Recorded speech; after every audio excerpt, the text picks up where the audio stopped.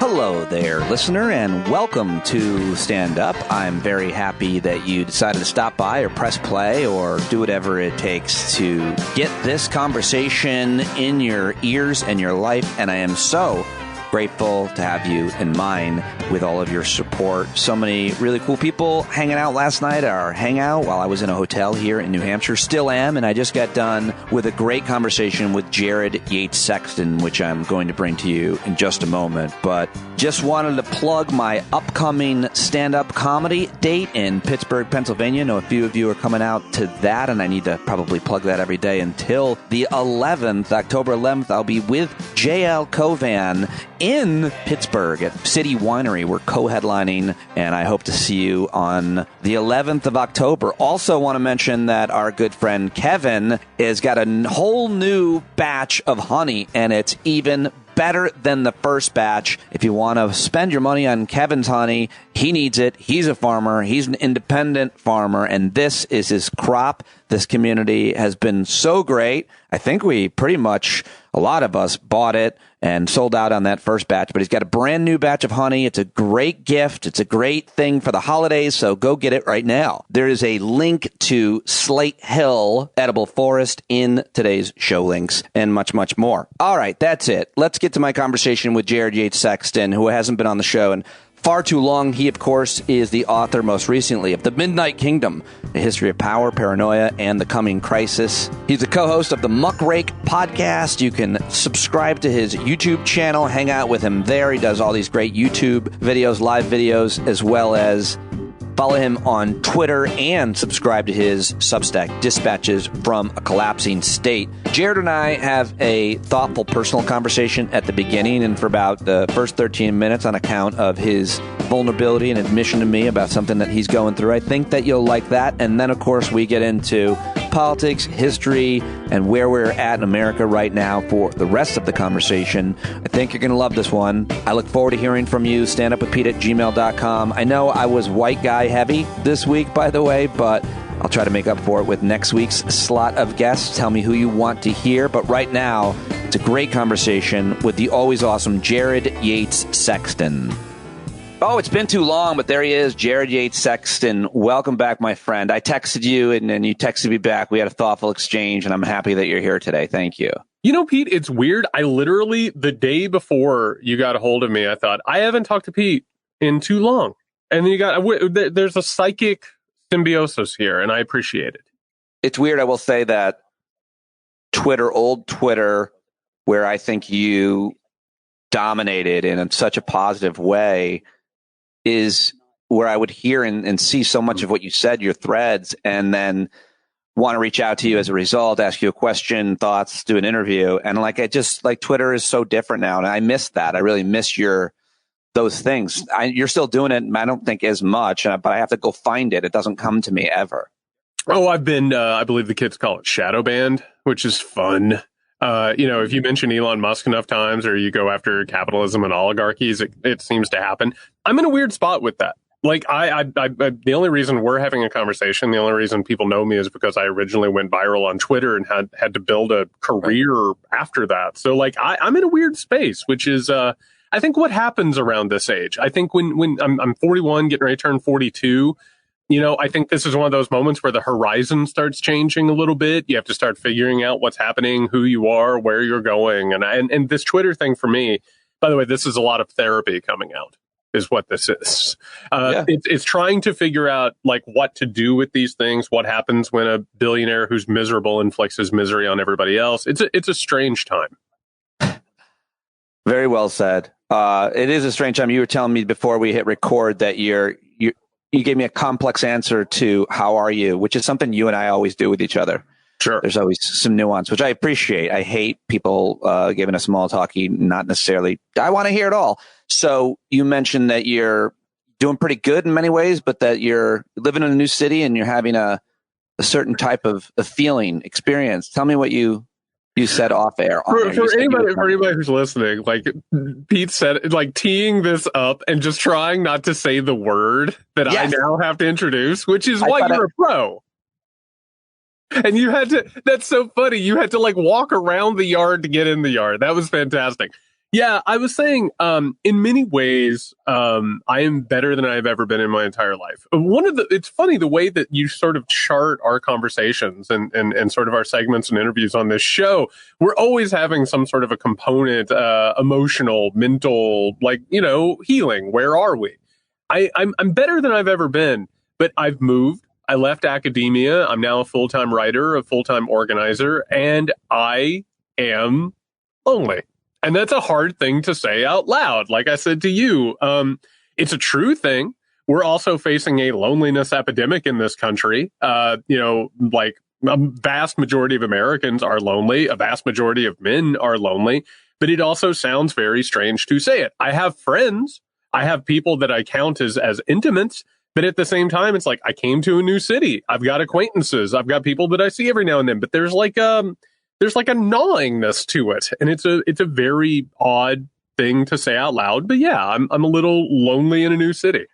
Well, I just appreciate, number one, you saying that. I think it opens a great conversation. But I also think that what has happened is you and I have gotten close, and we've had these personal conversations off the air, and we both agree, and you've written a lot about this, obviously, that those types of conversations are healthy to have. And since we are both willing to have them on the air, we think it's a good kind of role modeling for men to hear. This is how men talk off the air, so we may as well do it on the air, because a lot of guys just aren't comfortable saying what you just said. And let me just go back to you by saying, I just talked to Dan Harris, who mentioned, even if you're in a great relationship or marriage, if you're depending only on your partner for friendship and community, you're probably going to be really lonely. And I think that's exactly what a lot of guys go through. And I think that when you're a certain age or not, you move to a new place, it is hard to have friends. But you have all these virtual friends. What does that do? Well, I'll say, first of all, I think we need to go ahead and trademark. I mean, we are the sensitive boys of the political left. We are the hearts on the sleeves is what it is. And I think that's good. And I think also, for the record, we're talking about the personal, but this is very much political as well. This is very much cultural and social. One of the reasons why America is in the crisis that it is because our culture has completely cultivated loneliness. It's atomization. It's alienation. Like, we are supposed to feel like, first of all, prisoners in our own selves. Men are held in cages where, like, we feel like there's no ability whatsoever to discuss with each other. That is a side effect of industrialization, in which men were supposed to just completely sacrifice their bodies and their well-being and never say a word about it, because, it keeps you going to work and keeps you sacrificing your body. By the way, not particularly worrying about what you get paid and or like what your benefits are or how you're treated. I don't think it's a coincidence that we're starting to talk about our emotions as labor action, and labor power is starting to grow. I think that these things are symbiotic in a way that a lot of people don't want to talk about. But I think what it is more of a longing for intimacy. It's more of a longing for solidarity. Small talk, and you already brought it up. Like, I'm kind of allergic to it. I don't like it. Yeah. Never have. Yeah, it kind of sucks, and it leaves me feeling cold. It leaves me feeling lonelier. You know what I mean? Like, yes. It leaves me feeling like I have just had an interaction with a simulation of an interaction. And so I think what's actually happening is, in the midst of this sort of cultural existential crisis of the individual, we're having it of the society as well. And I think it's almost like, and forgive me for maybe taking this too far, but I think it's true. It's like someone who has a chemical dependency, or they have a cycle of self-destruction, they have an addiction, whatever it is. The way that you start to heal from it is you admit that there's a problem, right? If you're in denial of it, like, there's not a whole lot to be done there. But the moment you start saying this is an issue, we need to work on it. And I feel like culturally, we're at least starting to reach a point where we'll have discussions about it. We'll start talking about feelings, emotions, loneliness, intimacy, and that leads to solidarity. That's how we repair a culture of atomization that has, frankly, been put in place intentionally and has led us completely astray.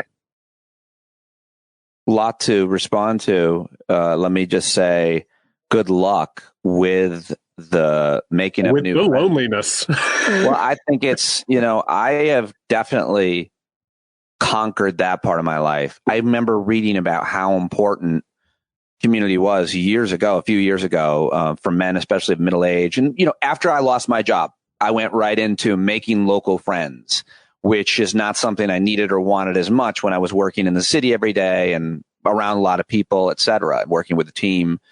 Anyway, I went head on into it. And, and then I've got this whole virtual community, many of which I've met in person.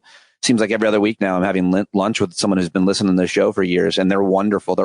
Everybody's always wonderful. But what are you doing, if anything, to be proactive on the friend making so that you don't feel that way? I mean, do you join a bowling league, a kickball league, a fantasy, a running club at your age? At my age? Yeah. Throwing You're very old. Very old. Yeah. I run every day. Thank you very much. I appreciate that. I mean, my body doesn't like it, but I'm doing it. I think the running club idea is real. Somebody just, like the New York Times, someone outlet just did a whole thing on running clubs and making friends. I'll tell you what's happening. I made this decision after I left academia. I was like, I want to be very active in terms of organizing. So I'm starting to undertake some projects. I'm going into so-called red states. I'm starting to work with groups that have been oppressed there and have been basically run roughshod by the Republican Party. And not actually, it's time we start being more careful with that. They haven't been run roughshod by the Republican Party. They've been run roughshod by the people behind the Republican Party. The Republicans are just out there introducing legislation. But so as I'm doing this organizing, one of the things that I'm finding is I'm starting to have relationships that sort of are based around that, right? And I think that's a secret of all of this, both of organizing and also making things better, and sort of that is it's engaging in good faith intimacy. So what I've had to do is I've had to sort of allow myself to be open to the rest of the world. Like when I was younger, when I was an angry young man, I interacted with the world in a way in which I felt aggrieved. And I'll just lay my cards on the table. Like, I didn't know why the world didn't know that I was brilliant. Like, why people weren't just knocking down my door asking for my manuscripts and work, Like, I felt so angry that I had been slighted, and why people weren't lining up to somehow or another have something to do with me. And what I've come to realize as the years have gone on is that, no, what happened is I was actually repelling people by not being open. So now it's a regime of openness and joy and curiosity. So that's the way that I'm approaching this. And I'm finding, both in terms of work and organizing, it's having good results. But, it's also being kind and gentle with myself. It's dealing with my own trauma. It's dealing with my own sort of bullshit that maybe hasn't been dealt with yet. And that's a tall order, but I don't really know any other way to be at this point. Do you have a practice for that, or different modalities or techniques or things that you do to address that everyday stuff? Sure. So I've been active over the past few years in something called internal family systems, which is a type of psychoanalysis which involves. It's funny. I'm the kind of guy. I don't know how you are. I assume this is how you are. I want to know how everything works. I want to know how a plane flies in case I have to get on one. I want to know the mechanics of things. So I had to look into this, and I was like, oh, great. I've been hypnotized multiple times and didn't realize it was hypnotism. That's awesome. That's great. And then all of a sudden I'm like, I want to learn how hypnotism works, which is one of the reasons why I'm writing the new book that I'm writing. I wanted to understand sort of the psychological implications and all of that. So I've been going through that, and that's allowed me to both start to heal my stuff, but also start to understand others. And again, sort of, I think that has spread out into the political sphere. Yeah, IFS, Internal Family Systems. Dan Harris, who was, again, I plug him, he was on this week. He mentions that as one of the several therapies, treatments. It's the definition I found real quick is an integrative approach to individual psychotherapy developed by Richard Schwartz in the late 1980s. It combines systems thinking with the view that the mind is made up of relatively discrete sub-personalities, each with its own unique viewpoint and qualities. Well, that definition kind of lost me, actually. But I've heard it's great, and maybe I should do it. I'll try everything now. I'm trying everything. The stand-up experience. No, sounds terrible. Maybe I'll try it. No, I wasn't saying it sound terrible. I just get confused by that definition. I wasn't prepared to try to define It's it. like joining the Masons, Pete. You can't get to the 33rd degree No, like I right off the wasn't. No, I bat. think I've heard good things. I know people who have done this, and I'm saying I'm willing to try anything. Not that I'm, Until you find yourself naked in a dark room with a bunch of other men wearing aprons. You don't understand. I did do that, though. Twice. Late 90s, Upper West Side. Anyway, that's awesome that you're doing that and that you are. Just the only other thing I wanted to comment on is I, too, have made a lot of friends through organizing. Most specifically, the smartest thing for me to kind of do two great things at once, make new friends, develop community, and have great connections and actually create positive action in my community was joining my local Democratic group. And it's a whole bunch of people now my age. It turns out, Jared, we're the ones we've been waiting for, which is scary and hilarious and also somewhat promising because there's some great people who I have become friends with through this community organizing. And I just highly recommend that. It sounds like that's what you're doing in a little bit different way because you're traveling around to different places to do it. But still, that's the kind of interaction that I think creates positive change and new friendships, new relationships, community. I think that's what has to happen.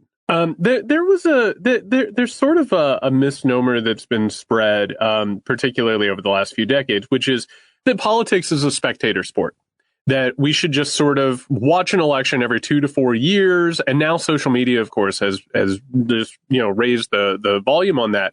Retweet, like, those types of things. And all of a sudden your political action is gone.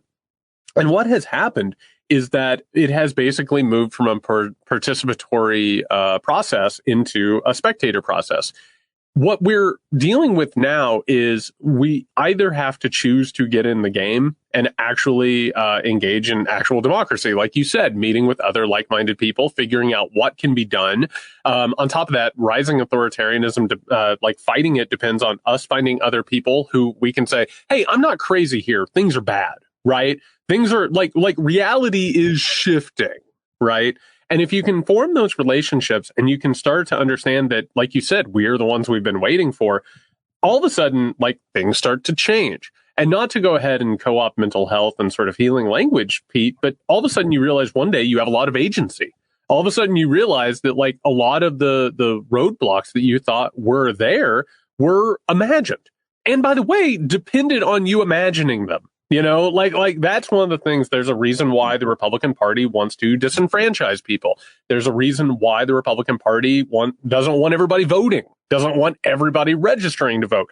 The question now is whether or not things are going to get to a fever pitch where everyone turns off and they say, I just want to be in my own life. I just want to do my own thing, which is what authoritarianism depends on, that atomization I was talking about, or if we're going to continue to grow these bonds. And it starts with conversations like this and a decision to get involved and to be intimate and open with other people. And that's, I think, one of the most crucial questions of not just this moment, but any moment. One thing I wanted to just underscore and ask you to talk a little bit more about is that part where you have to come to a realization that what you're experiencing, what you're seeing, this is actually happening over here on Earth One, because you got so many people and things that don't believe in vaccines, in the election outcome, in climate. And it's really important to be with people who are on Earth One, which is not to say that you should be living in a bubble of people who agree with you. Not at all. You and I disagree on plenty of things, and plenty of people do. There should always be that, but there should be a baseline truth about the moon is not made of cheese, and the sun rises in the west, and we're not mining children's blood while they're scared to live longer. I mean, Tom Hanks is, but most of us aren't doing that. And I think that that's a really important point. And I wanted you to just say a little bit more about, I'm sure there's some history there, but why that matters so much to be on Earth One and be reminded that there are others here with us, most of us, frankly. Well, and by the way, I'm sitting here in front of the book cover of The Midnight Kingdom, A History of Power, Paranoia, and the Coming Crisis. And one of the things that I found was that this sort of twisting of reality, it both happens spontaneously, but it also happens intentionally, And the reason is this: things like democracy, liberal democracy, representative government, whatever, sort of terms we want to throw around here, It depends on people making informed decisions, right? We are supposed to, and the entire idea, and of course there was a bunch of white slave-holding elites who wanted to hold on to power themselves. Like, let's not get this wrong. But the idea was that an informed electorate would make informed decisions about what the future should be. You can't do that when you can't agree on conditions. And what the wealthy and the powerful have figured out throughout history is that the best way to hold on to power and wealth is to go ahead and basically flood the zone with shit, to borrow a term from Steve Bannon. It's to go ahead and take whatever existing paranoia, whatever preconceived notions, racism, sexism, what you name it, any of these inherent problems that people have, is to go ahead and say, oh, that's useful. Turn the volume up on it. And so what happens, particularly when there are these schisms, whenever there are these big moments of conflict, it's because these things have been turned up. We talked about it in a past interview. There's a reason why all these people are talking about CRT and trans kids in schools. Like, these are culture war issues. But what they're actually doing is allowing, like, the destruction of public education, because there's an opportunity right now to go ahead and undermine the entire public education system. There are trillions of dollars to be made for it and a ton of power to be gained from it. So what you see is sort of the capitalizing on these feelings and these fears. And what happens is that we're not voting on things. If we were to go, and this is part of the research I've been doing on the work I'm doing, Pete, like, if you were to ask everybody, should schools be adequately funded so that children get a good education? Everybody agrees on that. There's no argument. Everybody wants the best for their kids. Sure. But if you go ahead and you start being like, do you want kindergartners using a litter box and not, having their pronouns reported to their parents? All of a sudden, we're talking about completely different things, right? It's fever dreams versus actual concerns. So when this, like, Earth One, I think, is a great way of putting it. It's like you take everybody from Earth One and put them on an alternate planet with an alternate reality, and all of a sudden you're still voting on what's happening on Earth One. And that doesn't work. And it's an incredible opportunity for the people who want to really monkey around with this stuff and don't want democracy. And that's basically been their main play for not just centuries, but millennia now. I want to move now into some of the specifics of what's happening and get your thoughts on them jumping out of that. I mean, it seems like there are some people on Earth One, even in the Republican House caucus, talking about, Kevin McCarthy knows how terrible it's going to be for them if the government shuts down, which is why Mitch McConnell and Republicans in the Senate overwhelmingly voted, 73 senators, to pass a continuing resolution. What about within, how closely are you watching as Hakeem Jeffries keeps calling it very provocatively, the civil war in the House Republican caucus? How closely are you watching that divide and on both government shutdown and impeachment? It's like that Matt Gaetz far-right Earth 2 wing of nihilists, you might call them, because I don't know that Kevin McCarthy is a nihilist. I don't know that he wants to destroy his party specifically because he wants to hold on to power. He is the only thing he cares about. He's hollow on all principles about any of the issues that we care so much about, but he really cares about holding on to that job and getting it in the first place. What are your thoughts about what's happening within the either conservative movement or specifically the House Republicans? So I've been saying this over on the Muckrake podcast, and just in case Kevin McCarthy actually listens to Stand Up with Pete Dominic, I want to take this opportunity to give him a message. Kevin, it's not worth it. It's just not worth it. There's no if you actually take the history of the Republican Speaker of the House is a fascinating roadmap in regards to what's happened to this party. John Boehner, of course, now sits around, getting high all day and talking about like what bullshit this was and how crazy they are. Paul Ryan did it because he wanted to pass these tax cuts. It was the only thing that got him out of bed in the morning, was getting these tax cuts passed. Now, Kevin McCarthy basically did this so that he could have on his tombstone Speaker of the House. He has no principles. He has no project, nothing. So one of the problems in all of this that we've had is that we've basically been told by people who don't pay a lot of attention to politics that the Republican Party is just one homogenous group. It's a heterodoxic group, and that's it. They're one big tent. They're all disciplined, all of that. That's not true. What has happened over the last few years is that you've had a bunch of, let's call them traditional Republicans. Let's go ahead and talk about McConnell, right? Because they hate McConnell. They literally hate Mitch McConnell. So let's go ahead and put him over here. Let's say it's a traditional Republican. Let's say he's a neoliberal Republican. He was part of he has his own projects taking over the judiciary, basically destroying federal government. So they have used the far right for their own purposes, to get elected, to push their agenda, which helps the wealth class, you name it. And by going ahead and sort of kowtowing and flirting with these people, they've allowed it to grow into, I was about to say a coherent political project, but it's pretty incoherent, right? The House Freedom Caucus, which represents the new right, which of course has used the MAGA movement for its own purposes, which has become an authoritarian anti-democratic movement. They don't have necessarily in the House a coherent project. There's nothing they particularly want. What they're doing is they are expressing the rage of a certain part of the electorate, right? It doesn't matter what it is, they're against it. They hate it. And they hate government, and they want to express that. There are others, particularly in the Senate, J.D. Vance, and his friend Blake, who is one of the most off-putting human beings who didn't make it. Like, this new right that is starting to take over the party, they have a much more coherent political project. It's about sort of warping America into a Hungarian-style, minoritarian, authoritarian, illiberal society. So what's happening in the House, you could load up Matt Gaetz with sodium pental. And if you did, by the way, I'd have some questions for him. I think everybody would. He couldn't articulate to you what it is. He couldn't tell you what's happening, but it's an expression of incoherent rage. If there were a way to describe this, as you call them, the new right, the MAGA movement, what they're currently doing to try to understand, how much of it do you think would be the demands of Donald Trump? So they want to shut down government and shut down the DOJ investigations to save him from legal prosecution. They want to impeach Joe Biden because Donald Trump demands it. And the articles over impeachment apparently are that Joe Biden beat Donald Trump. And he was impeached twice. So you can't impeach me and not impeach this guy. How much of their agenda do you think is really just basically being told to them from up on high from Mar-a-Lago in any number of ways? Well, speaking of incoherent, Donald Trump's political views are completely incoherent.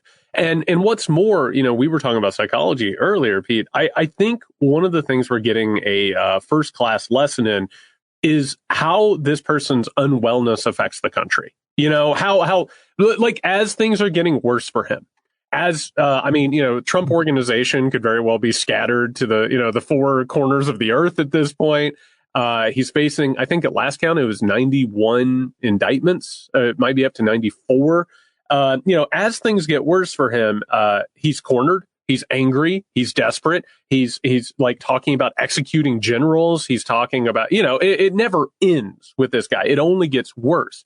And you're exactly right. The House Freedom Caucus is more or less sort of an appendage of Donald Trump.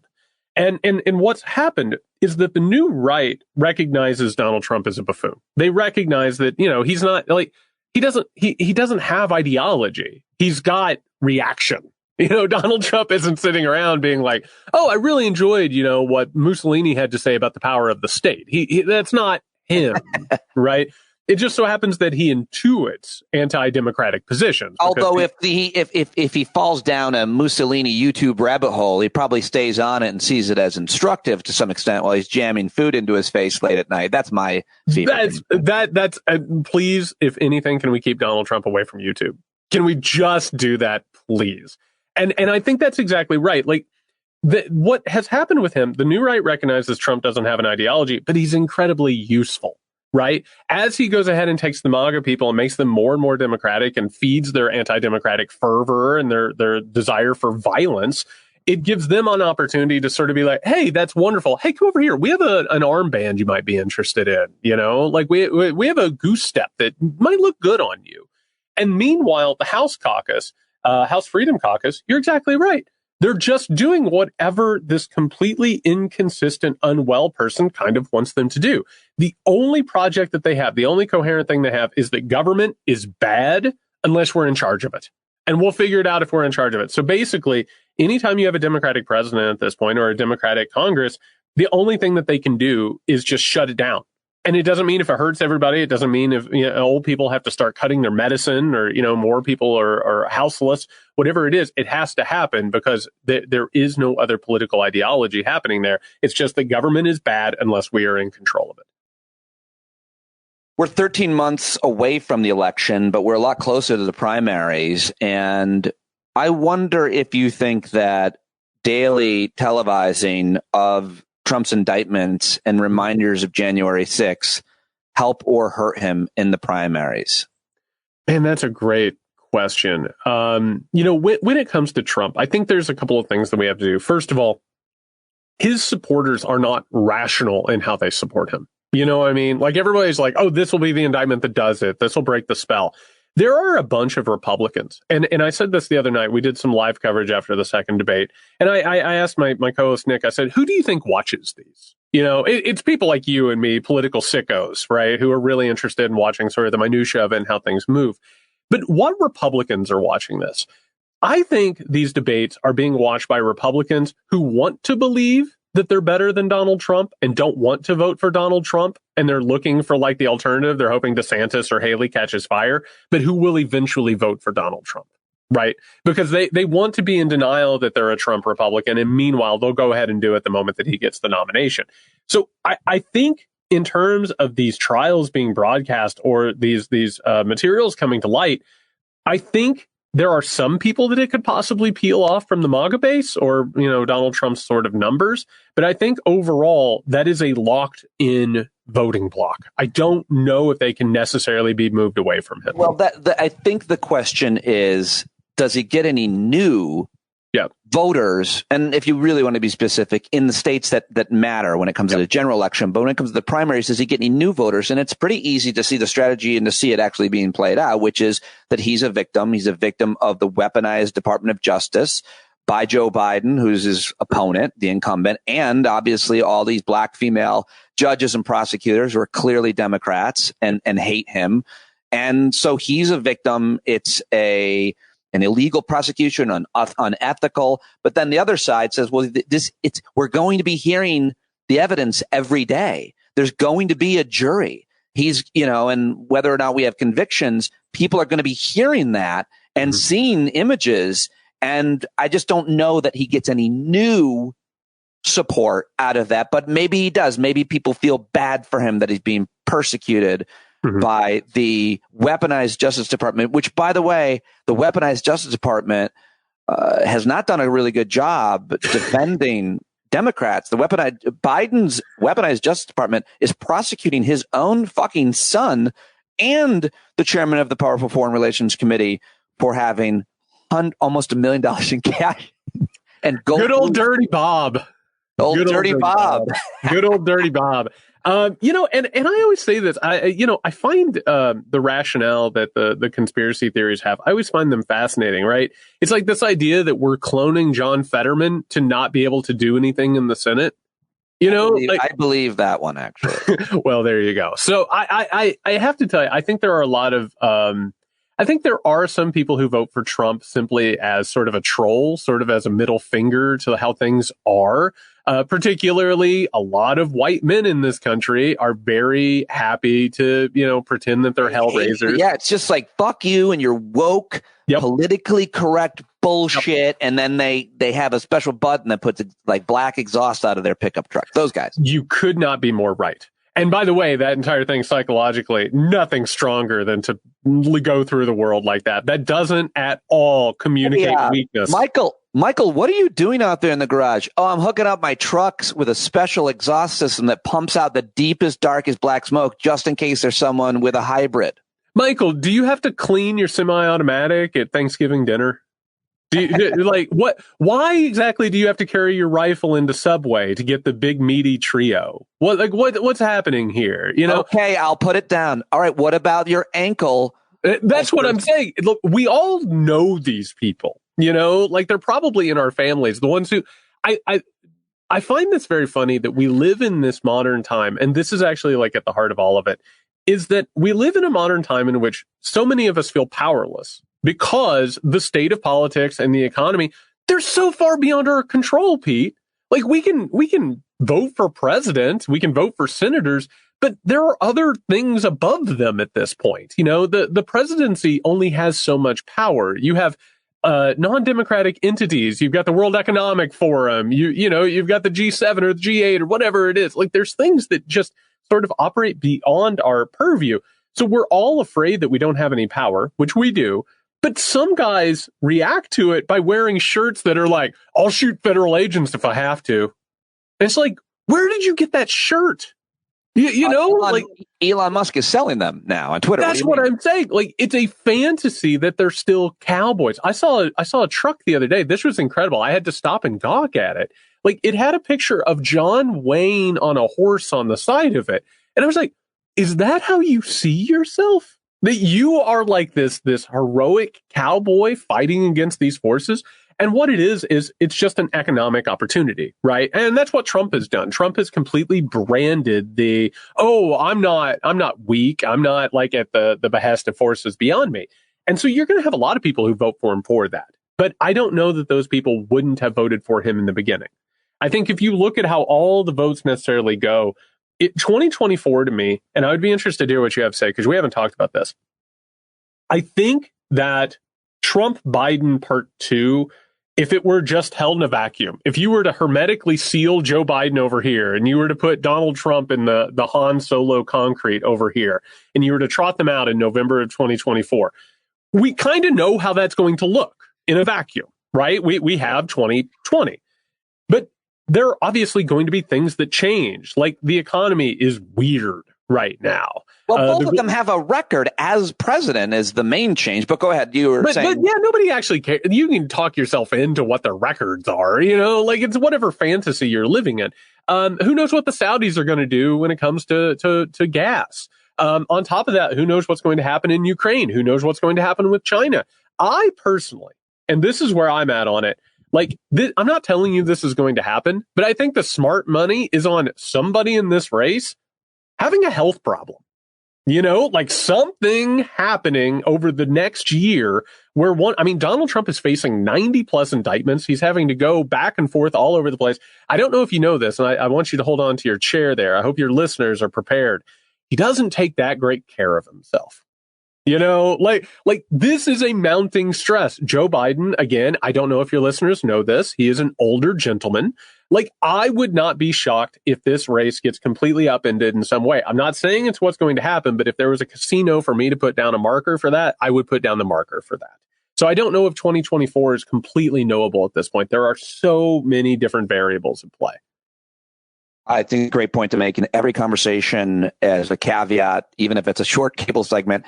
Hey, anything can happen. Both these guys are really old. And, and by the way, I've been critical more privately than on the record on the podcast or anywhere else about, Joe Biden does seem to be slowing down. And, a bunch of listeners jumped on me at our hangout the other night. And, it's worthy of debate. But I'll tell you, I just feel like you got to catch him on the right day because he gave a speech dedicating John McCain's library the other day. And I watched it and I thought it was really on point. I thought he was very on point. I thought he delivered it really well. And I thought the speech itself was very powerful, speech about democracy. And I'm glad to see the Washington Post covered it on page A3. Your thoughts on that speech and what he's also on the strike line you mentioned in his health. Like some days he seems really, really vibrant. I'll say, first of all, I've been critical of Joe Biden. I don't consider myself a Democrat. I have been very critical of him over his presidency. I've got issues with him. Him going to picket with the UAW, the highest praise that I can possibly give. And I said, in my Substack, I said, listen, he didn't do this out of the kindness of his heart. He did this because the political headwinds have changed. Like organized labor, you have to go to Michigan. We've learned this. Michigan is necessary if you want to win a presidency as a Democrat now, or as a Republican for that matter. So high marks for that, even though he was pressured into it. I think it shows the power of organized labor and the energy that's there. My problem with Joe Biden's age isn't that sometimes he seems like he's slowed down a little bit, because you're exactly right. Like he is capable of like showing up in some cases in a really impressive way. My problem is largely the political and the rhetorical problem at the heart of all of this. I don't care that he's 80 years old. I care that nobody right now is giving a vision of the future. My problem is that Joe Biden, going back into the 1970s, he's been involved, in the Senate or as a vice president or a president for like 5 decades at this point. My problem is that he is still anchored to a politics that we need to get past. He was one of the major components of the neoliberal consensus that has caused a lot of our problems. We need someone, and everybody knows this, whether it's on the left or the right. Everyone knows that things are changing. Something has to shift. Going back into the 1970s when stagflation was around, everybody looked around, they were like, oh shit, things don't work. Something has gone wrong. We need to do something different, which is what led to this current era. We need somebody to build a bridge to that future. We need somebody to envision something. And Joe Biden's message and the Democratic Party's message largely is we need to defend what we have. Somebody's coming to get it and destroy it and roll back. We need to defend it. My point is that we need somebody to articulate a vision for how things could be. And that's one of my problems with Joe Biden. It's not the age, it's that anchoring to the past. Well, I think you would also agree that we need someone to do both, because we do need to defend what we have, as evidenced by how many rights we have lost over the past several years, as due to primarily the Supreme Court, one could argue. And we need to get back what we lost, like women's health care. I agree with you. And for the record, I agree obviously with your vision of the future thing. I love virtual conversations when this happens. Let's do like 5 more moments of awkwardness where I try to wait till you talk. But the point is, I was trying to say, is I agree with your visionary leader necessity. I think that's a really important thing, and I do agree that that's missing. So I don't know what they would say. Or there's for anybody listening at this point, let's pull back the curtain. There's a lag in Pete's hotel room. This is a couple of individuals reaching out across the digital abyss to one another. Let's just be honest about it. Let's bring We're the good. audience in. We're back. We're back. So what has happened is that the new right, going back to what I was talking about, the political project is saying what happened in the 20th century, which included the building of the social safety net with the New Deal. It included civil rights. It included women's, gaining the right to choose how to deal with their own body, right? Like these social safety net programs, these liberties, all of that. The new right has said that was a mistake. We need to roll all of that back. Also, by the way, children working. We need children in factories and children in slaughterhouses. And that's not a joke. That's literally what they believe. Right. And it's one of the reasons why Roe v. Wade got thrown out, is because they want to create a new generation of kids who are basically like climbing down chimneys. Like that's the political project of the new right. We have to defend those things just as a way to push back against them. But the issue is that the Democratic Party has been put on their back heels. They've been turned into a defensive stance where they just say, hey, we just got to defend what we have and we'll figure things out in the future. That's not how you defeat these things. Authoritarianism requires a stiff response and a retaliatory push forward, because we need to push forward. We need more protections. We need more rights. We need more programs. And you have to push back against that, as opposed to just saying, okay, fine, you've taken that. We'll just defend what we have. That doesn't work. Jared, I will let you go, even though I have 8 more questions for you. But I so appreciate all of your thoughts and analysis on all these things. I'm sure everybody else does as well. As always, it's great to catch up. I appreciate your vulnerability and open and honesty at the beginning. I think that's really helpful. So thank you very much, as always, for talking to me. Always good to see you, my friend. Best of luck to the stand-up audience and community. They're good stand-up people. It's great. All right, there you go, Jared Yates Sexton. Thank you very much for listening today, for supporting the podcast, and for coming out to the Hangouts. And you can always connect with people on our Discord channel, which is up and active 24/7. You just have to be a subscriber, patreon.com/Pete Dominic. Hope to get something else out over the weekend. We will see, but if not, I will talk to you on Monday. Thank you very much for listening today, this week. All your support, your thoughtful comments. Great round of guests this week, and look forward to connecting with you more next week. Okay, I'm done talking. Be the change you want to see. Love you. Bye-bye.